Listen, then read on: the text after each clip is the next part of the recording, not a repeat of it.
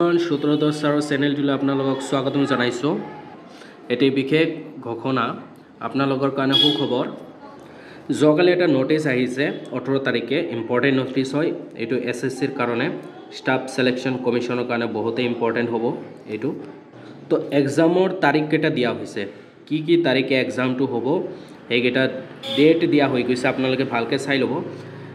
Name of examination এইটো চাব যে কম্বাইণ্ড গ্ৰেজুৱেট লেভেল এক্সামিনেশ্যন মানে CGL এক্সাম 2024 টিয়াৰ 2 যিবিলাকে টিয়াৰ 1 কমপ্লিট কৰিছে টিয়াৰ 2 দিবলৈ এওঁলোকে জানুৱাৰী মাহৰ তাৰিখে ডেট দিয়া হৈছে 18 তাৰিখ, 19 তাৰিখ আৰু 20 তাৰিখ, জানুৱাৰী মাহৰ 2025 তাৰিখ।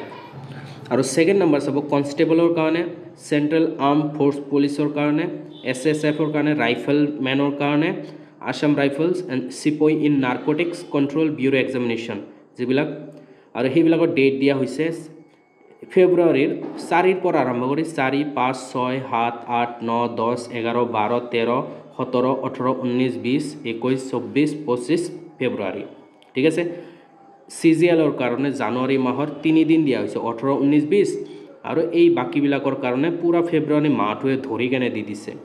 আৰু তলত কোৱা হৈছে যে the candidate are advise to visit the ৱেবছাইটলৈ ভিজিট কৰাৰ কাৰণে কৈছে। ৱেবছাইটত যাই কেনে ভালকৈ আপোনালোকে চাই লওক। ঠিক আছে, ধন্যবাদ।